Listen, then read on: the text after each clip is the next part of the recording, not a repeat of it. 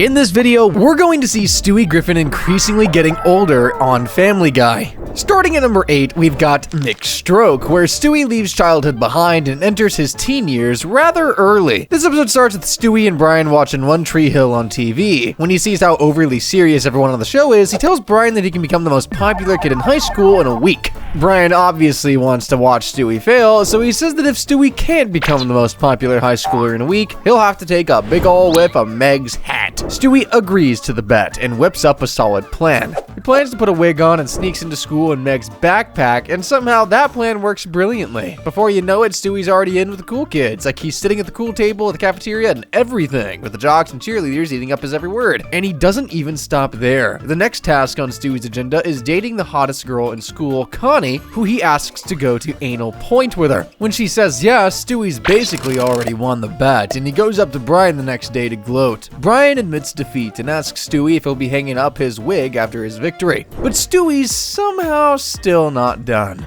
You see, being popular in high school has given him the kind of high that he just can't give up, and even though he doesn't have a clue what teenagers do up at anal point, Stewie still wanted to go to keep up his popular reputation. And when they arrive there, it doesn't take long for her shirt to come off, and at first, Stewie thinks she's offering him a meal. He quickly realizes that what she actually wants is sex, but he doesn't seem to know how all that grown-up stuff works yet. But regardless, he takes his pants off, and of course, Connie is absolutely shocked by his tiny baby wang, and she laughs him out of the car. Stewie clearly doesn't realize what just happened. He shows up at school the next day expecting to still be one of the cool kids, but everyone just calls him Baby Penis, which is the sort of nickname you never want to live down, even if it's true. Of course, Stewie's not going to let Connie off easy. He goes up to her and asks for one last kiss, and when she bends down to give it to him, he takes his wig and clothes off and has Connie arrested for kissing a baby. Yeah, that's what you kind of get.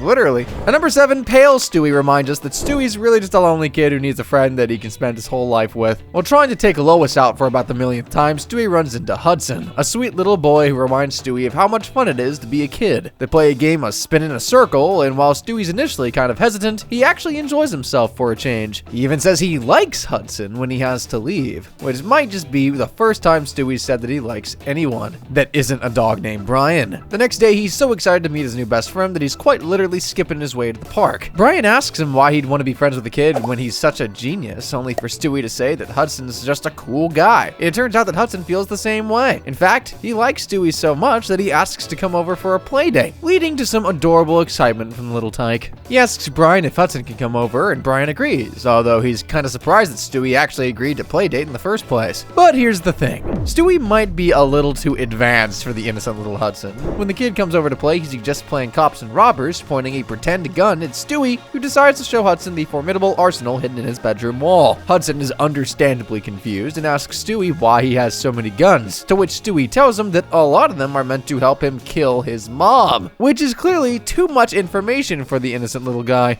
When Hudson tells him that he can't be his friend if he actually goes through with that, Stewie miraculously agrees to put his violent ways behind him and leave Lois alone. Next thing you know, he's burying his entire arsenal in the dead of the night and telling Brian it's time to say goodbye to evil Stewie. But here's where things get sticky. When Stewie goes to school, he tells all his classmates about his new best friend. But not only do they know him, they are all invited to his birthday party that Stewie had no idea about. This betrayal prompts Stewie to dig up all his weapons, and later on, Brian finds out that he's planning to shoot up Hudson's birthday party. Over at the fun zone, Stewie begins his attack. He pumps sleeping gas into the entire area, knocking everyone out except Hudson, but only because he wants to face him before presumably shooting him with a laser gun. But get this, Hudson actually did invite Stewie to the party, and the only reason he didn't know about it was because Brian threw the invitation away. It turns out he was worried about losing his friendship with Stewie.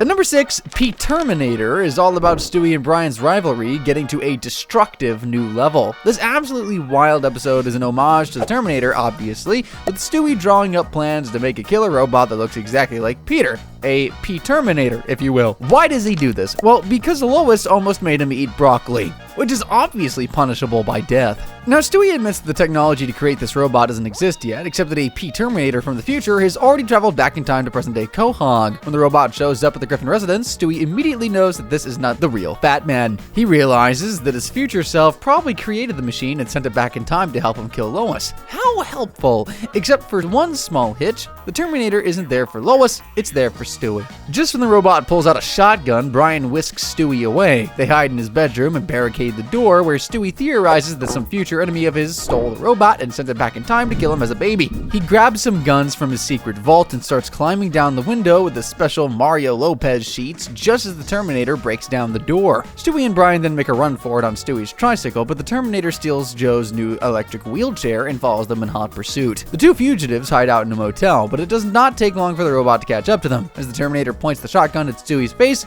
Brian steps in front of him. The gun is suddenly pulled away. When Brian asks why, the Terminator reveals that he is the one that programmed him to kill Stewie. Yep, Brian's the future enemy that sent the robot after Stewie, but he has absolutely no idea how they became enemies. Borrowing the portal gun from Rick and Morty, the pair head to the year 2060, where they see armies of Stewie and Brian-shaped robots battling it out. They also end up running into their future selves. Future Stewie reveals that the whole war started after Brian left a sarcastic comment on an Instagram post, which makes about as much sense as anything else on this show. Stewie and Brian then head back to the present, where they vow to protect their friendship to prevent that war-torn future and decide to make a run for it. Unfortunately, a Lois-shaped Terminator also happens to be after them, and she starts fighting with the decapitated P-Terminator. Before you can say, hasta la vista, a bunch of other Terminators show up as well, and Stewie and Brian have to make a run for it once again. They realize that the only way to stop this is to seal their love forever with a kiss. And wouldn't you know it, all the killer robots start disappearing as soon as they lock lips.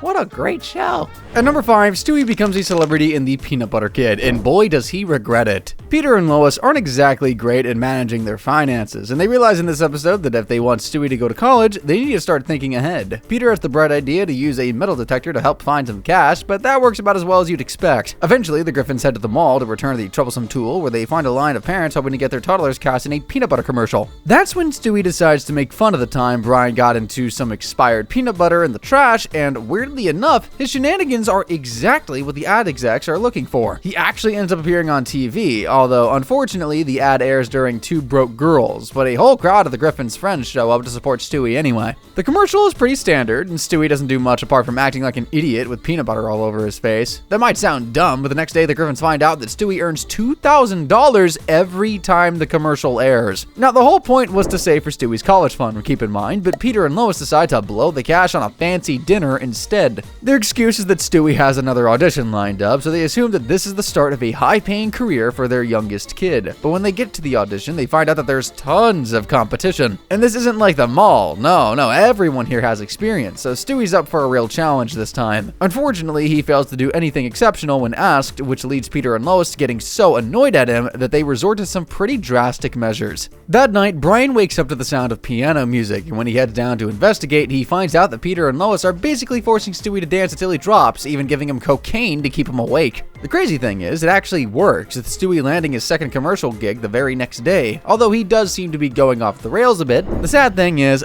none of that money is going into Stewie's college fund. Instead, Peter and Lois decide to use it to buy anything from a new fridge to a voice-activated 3D printer. As for Stewie, he's been run pretty ragged by all the pressure, and when Brian shows him just how horrible the future of a child actor can be, he wants out fast. While on set for his next commercial, Stewie sabotages the whole thing by grabbing an actress's rack and trying, but failing, to pee in the orange juice. This leads to him getting fired, but on the bright side, Peter and Lois think he's having a breakdown and realize what terrible parents they've been. At number 4, High School English, Stewie goes through an insane trip across time. Peter decides to take us all on a tour of American literary classics in this episode, starting with The Great Gatsby. Stewie plays the part of Nick Carraway, who's just moved to Long Island and hears a wild party going on next door. He goes on to investigate the commotion and runs into Jay Gatsby, who's actually just Brian in a suit and a blonde wig. Now, even though Brian's just met Stewie in this timeline, he decides to share something deeply personal with him. He's in love with a girl named Daisy Buchanan, who happens to be Stewie's cousin. Stewie decides to help Brian meet Daisy by inviting both of them to his house for tea. We find out that Daisy is actually just a Lois, which makes sense, because who else could she be? Meg? I'm sorry.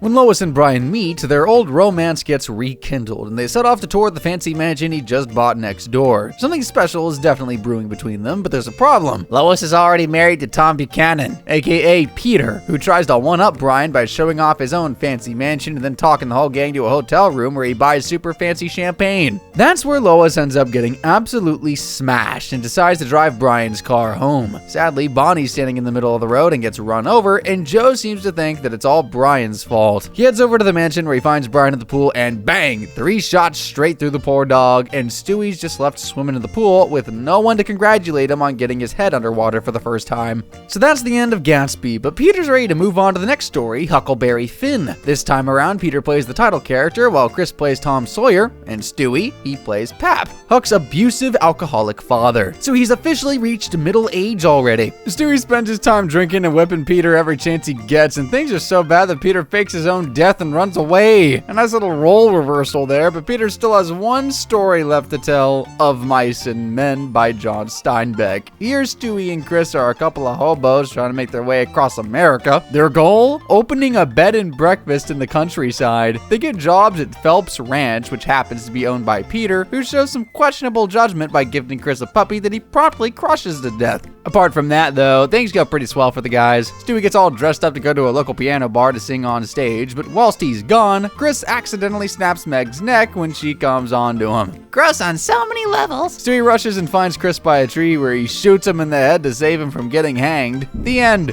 What a roller coaster of an episode, honestly. And number 3, the birthday bootlegger, where Stewie gets a taste of life on the inside and comes out meaner than ever. He kicks off this episode by browsing the bookshelf at his preschool, where he finds a book that inspires him to pull a prank. Unfortunately, this prank gives his classmate a nosebleed, and since this is his 3rd strike, his teacher puts him in detention. The next morning, Stewie finds out that detention is actually held in the elementary school building and freaks out because that's where all the big kids are. As soon as he gets to the detention room, he's surrounded by the meanest looking 5-year-olds you've ever seen. All he wants is a pacifier, and he moseys on over to a quiet kid at the back to ask if he can help him out. Turns out that this kid knows all about Stewie and why he's in detention, because he makes it his business to know everything. Yep, he's basically just Morgan Freeman's character from The Shawshank Redemption. Stewie eventually makes it through detention and gets released, but it's safe to say that it's changed Stewie pretty drastically. He shows up at home wearing a suit and a trilby and acts like he's been in jail for decades, even though he's basically just spent a day inside a classroom. Yeah, he's a real tough guy now, and the toothpick he has hanging from his mouth at breakfast proves it. He calls Chris fresh meat and comes on to him in a pretty creepy way, but that's just the tip of the dang iceberg. Stewie later corners Chris in his bedroom, approaches him menacingly, and forces him to watch a weird kids cartoon. Oh, the horror! Brian finds Stewie threatening to shift Rupert, and when he asks him what's going on, Stewie reveals just how traumatized he is by his stint in detention. Apparently, some kid got his nose and never gave it back, and Stewie breaks down in tears at the memory. Luckily, Lois is able to put Stewie into a bubble bath that perks him right up, but when he turns around, he reveals a massive tattoo all across his back.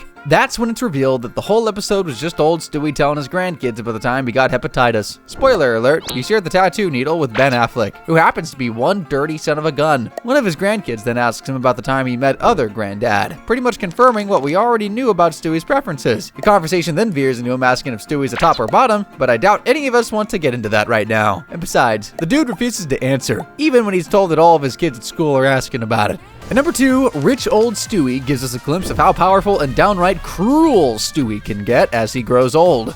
This episode takes us way into the future when Stewie is a rich old man with a hunky butler who tells him that his Lifetime Achievement Award ceremony is coming up. Stewie heads to the ceremony where we find out that he's become famous for inventing the, wipeless dump? Strange concept, but hey, apparently it saved the rainforests. As he's giving his award speech, in walks someone he recognizes from his past, Brian, who's looking like he hasn't aged a day. This also happens to be Stewie's doing, because he invented a pill that extended Brian's lifespan and snuck it into Brian's food. Also, he could prove to him that global warming was a lie. Anyway, we find out that Stewie hasn't spoken to his family in about 50 years. He ran away because he just couldn't take their weird expectations anymore, like asking them to do the shocker in a family photo. If you don't know what that is, preserve your innocence and do not Google it.